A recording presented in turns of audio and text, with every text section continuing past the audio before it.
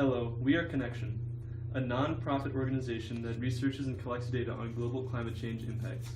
It is our goal to give insight and first-hand experiences on how global warming and greenhouse gas emissions have affected Kenya's environment. It is our mission to connect the world to Kenya.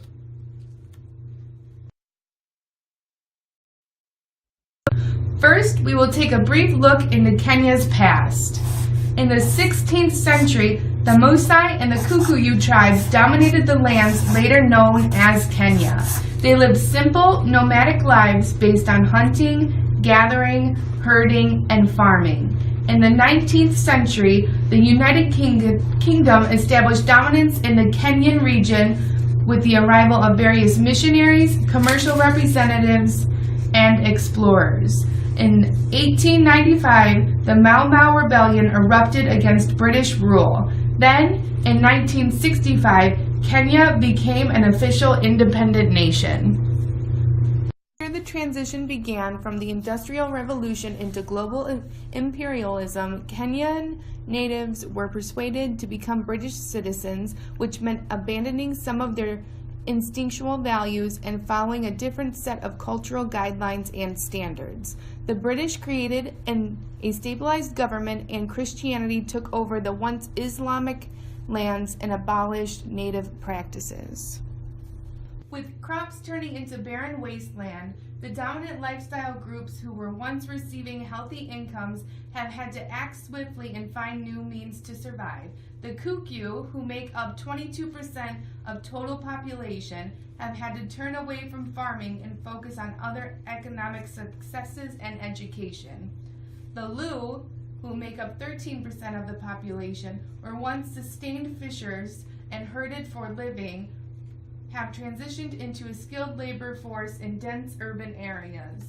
The Luya, making up 14% of the population, were once maize farmers and livestock herders who have been forced to migrate to other countries for career opportunities. Finally, the Kalenjin, who make up 12% of the Kenyan population, have resorted to athletics and politics instead of earning wages in agriculture production. Kenya's carbon footprint has morphed as the dominant lifestyle groups have adapted to climate change conditions. The most vulnerable populations still include women, children, the elderly, and indigenous peoples. There are a number of trade-offs that can benefit their future. These trade-offs include water systems, such as reservoirs, dams, and additional irrigation, biomass energy development by recycling waste and turning it into resourceful fuel, investment from other countries, and increased funding in the education sector.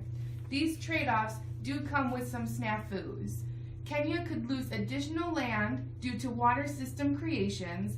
Biomass energy can intrude on some safety insurances and may lead to more health risks. Issues with finding investors other than those granted by UNFCCC and Kenya would have limited facilities to harbor new students, and sacrifices would have to be made for the farming communities that still function, as children and women are the sole providers for most of Kenyan families.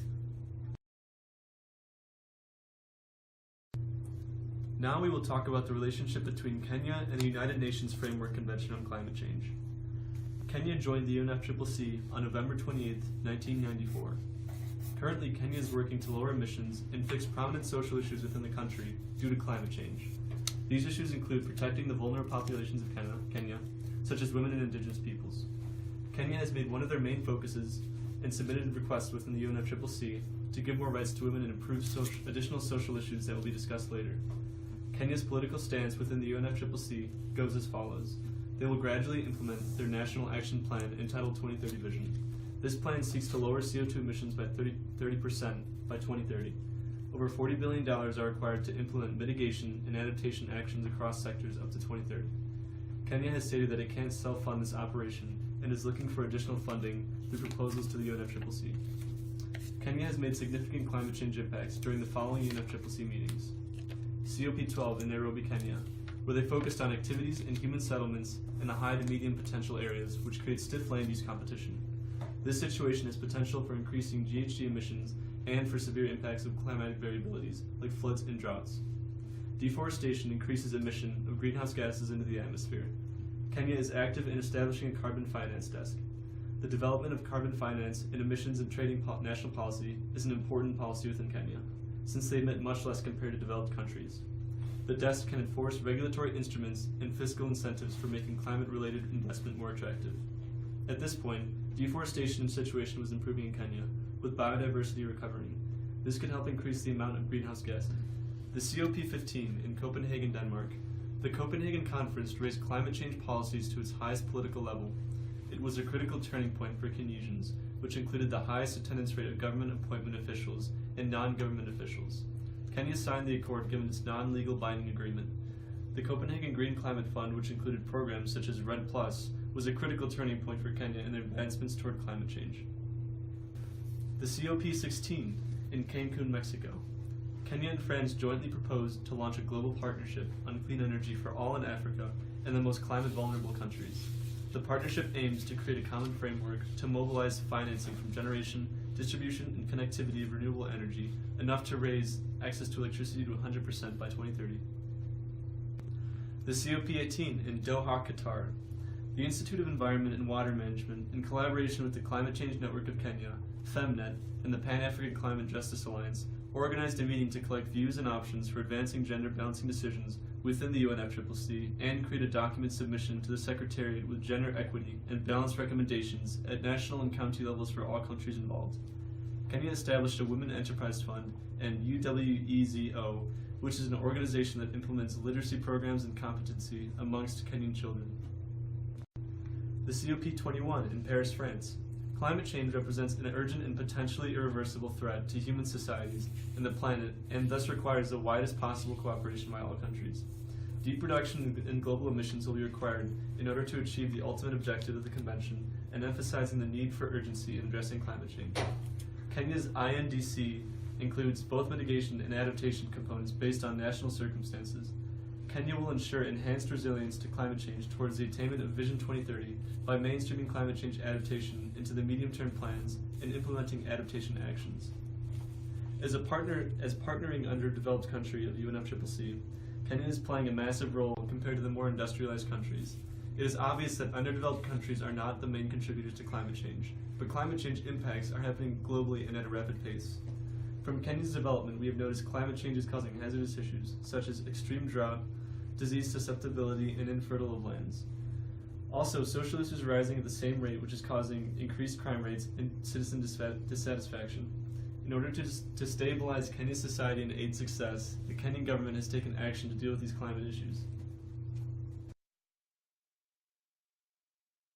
Facing climate change may seem like a daunting task for Kenya, but there's still hope. Kenya has opportunities for flourishment in the following areas: biomass energy, education, irrigation, manufacturing, and agro-processing, as well as investment, all which come with a wide variety of economic, environmental, social, and cultural dimensions. Biomass energy provides a dual purpose as a sustainable energy resource along with soil fertility and maintenance. The resources used to create biomass energy can be collected from rural farm communities and other sectors with an abundance of crops and livestock. This means, by utilizing excessive amounts of vegetative and animal residue, can make a positive step towards fueling areas of poor households and areas with wood scarcity. By providing adequate education to the people of Kenya, there will be a cultural shift toward mass understanding of climate change and developing positive responses to present and future climate change impacts. This will also expose integration of climate change studies into all levels of Kenya's education system and develop a training curriculum similar to a disaster and preparedness plan. Additionally, education will create a mutual understanding and concerted action against climate change. This will benefit marginalized populations and the general public, thereby encouraging their involvement in adaptation and mitigation programs. If Kenya creates additional water-saving systems that increase the retention of freshwater resources needed to generate fruitful crops, the population would flourish. Kenyans would also have the opportunity to harvest rainwater by constructing reservoirs and/or dams, expanding irrigation systems, construct upstream infiltration ditches that collect water upslope and feed croplands downslope. The idea of obtaining an abundance of fresh water that can contribute to crop refreshment and regulatory arrangements to prevent future limitations is a key benefactor for Kenya. with any given amount of opportunities is not without a set of vulnerabilities.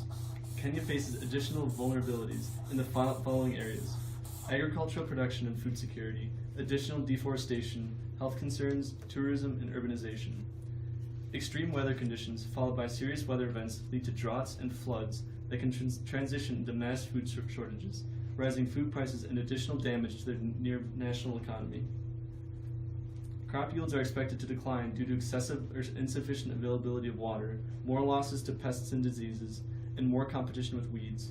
In addition, you will see a decline in Kenya's overall production due to lack of pasture, restricted access to water, and heat stress. It is proven that climate change increases people's need for energy. Kenya's forests have been obliterated by energy-seeking facilities who harvested trees to catch up with Kenya's energy consumption. In 1963, forests covered 10% land of Kenya, and by 2006, that dropped to 1.7%. Forests are important for protecting ecological diversity, regulating climate patterns, and acting as carbon sinks. According to Novelist Wangari Maathai, 20% of global warming emissions may be due to deforestation. Forests are the basis of water catchments in Kenya. Deforestation increases pressure on a population grappling with hunger, water shortage, and power shortage. Increasing temperatures in Kenya leads to less rainfall that results in long-term drought, which affects crop and livestock. Drought decreases the productivity of land due to water insufficiency. The lack of water ultimately pushes Kenya into famine. Acute malnutrition has reached 37% in some parts of Kenya who experience extreme drought. As a developing country, the mainstay of its economy is agriculture. Water seems to be more essential for Kenya in order to properly develop to its full potential. Climatic change patterns, such as temperature and precipitation, directly and or indirectly affect the health and well-being of Kenyans. Impacts are caused by both extreme weather and daily and seasonal annual weather behaviors native to the country. These impacts not only lead to the emergence of diseases, but also reduce capacity to treat affected individuals. Kenyans are exposed to vector and waterborne diseases, specifically malaria and cholera, due to water contamination and limited freshwater resources. An estimated 25 million Kenyans are at risk of contracting malaria every year, with 40,000 dying annually. The annual cost of treating these diseases are between 18 to 144 million US. Climate change affects a wide range of environmental resources that are critical attraction for tourists, such as wildlife, biodiversity, and water levels and quality. High temperature and water shortage are fatal to wildlife. The health problems caused by global warming is a potential threat for tourists and Kenya's competitiveness and sustainability. Tourism is one of the biggest earnings of foreign exchange. The decrease of tourism will be critical to Kenya's economy. Due to the decline in available land suitable for farming and a desire to industrialize, urbanization in Kenya is growing at its highest rate ever. An estimated 250,000 people relocate to cities every year, with rapid urbanization continuing. The country of Kenya will experience more pollution from cars and factories as well as overcrowding and lack of housing. In 2006, almost 75% of Kenya's population made their living by farming. Many people are fleeing their farmland due to extreme weather conditions that threaten their sensitive communities. Continuing to urbanize in Kenya would further contribute to the problem of global warming with increased emissions and new job requirements that Kenyan citizens may not be able to perform. Our recommendations to replenish Kenya's economy and continue their growth into a successful country is based on the following ideas. Our financial recommendation for Kenya is to continue with their pre-written version 2030. Kenya has already set aside funding for their goal of 30% of emissions reduction. By continuing this plan effectively and efficiently within current means, Kenya will see benefits in the long term. We also recommend the continuation and allocation of funding from developed countries. The United States alone spent over $8.5 million on bilateral programs promoting decreased emissions in Kenya's region of Africa. Technological recommendations include receiving technological methods from willing participants in advanced companies to help reduce factory emissions in Kenya.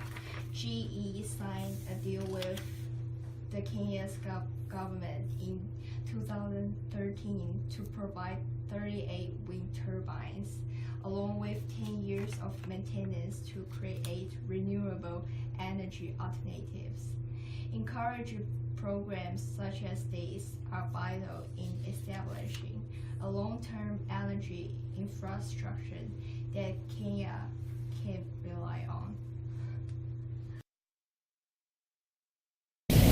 Economical recommendations include strengthening drought early warning system by collecting data for future use, improving management of soil and water resource to enhance fertility, reduce soil erosion, and increase soil moisture, develop and promote drought-tolerant and early maturing crop varieties, as well as crops that can withstand higher temperatures and resist pests and diseases, all while promoting the importance of agricultural conservation and establish an index-based insurance scheme for crops.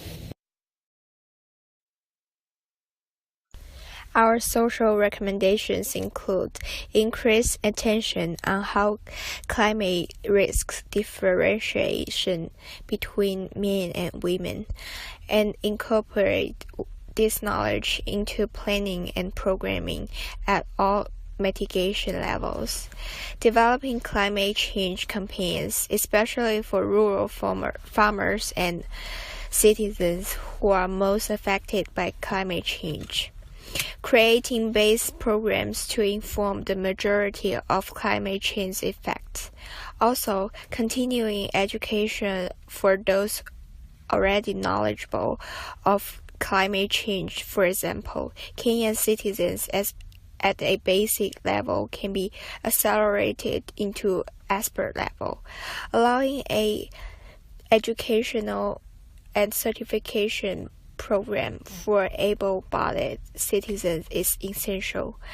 For heavily urbanized areas with technology accessibility, Kenya can make an effort to form online networks, similar to online blogging, but in the sense that there is a possibilities for physical contact and face-to-face discussions about the climate change. Also involving cooperate sectors such as the telephone industry to create and displays our airtime pop-up messages about the climate change and its effects at all levels of daily activities or heavy advertising. Cost analysis, passive role. Kenya will have a passive role for cost if they get involved with the next one countries. Because lack of technologies and funds, those developing countries will heavily depend on next one countries, and the dependency will make non-annex one countries lose their voice, and they are required to follow annex one countries. Public awareness. Gender imbalance is one of the major social issues of Kenya. In order to help those vulnerable women, because they are Kenyan women are required to do housework and take care of children. It is also required efforts from Kenyans, since women are not to be respectful and valued enough in Kenya, so to increase public awareness will be costly and it needs time. Last, investment. If Kenya set higher standards for those investors, that might lead to less investments and might worsen Kenya's development. This will be a huge cost for Kenya because it has a huge requirement for money from outside. Benefit analysis. Kenya as a poor non-annexed one country, getting more involved with the next one countries will be benefit itself a lot. There will be more funds and advanced technologies provided by the next one countries that can help Kenya to address the climate change. For example, the government can use money to develop itself by building more schools and stimulate the economy, or the money can be used to help building organizations to help those vulnerable people like women in Kenya. Also, technologies brought by annexed one countries like advanced medication will definitely help Kenya a lot, because many diseases are hard to deal with. With the advanced medication supported, Kenya can not only make prevention efficiently, but also eliminate those diseases fast. Addressing vulnerable population. Women. Women in Kenya are underrepresented in decision-making positions. They don't have much political power, so women must obtain full voting rights, full participation of women in delegation, negotiation, and mitigations of climate change to increase gender representation. Farmers. In Kenya, greenhouse gases emissions are created mostly from agriculture. Government policies about climate change may influence the farmers' benefit in a negative way. Advanced agricultural technology will be very helpful to reduce the emission of greenhouse gases and to help the farmers to protect their own benefit. We have enjoyed our time in IAH206, and thank you for a wonderful semester. Cheers from Section 1, Group 5, Connection. Woo!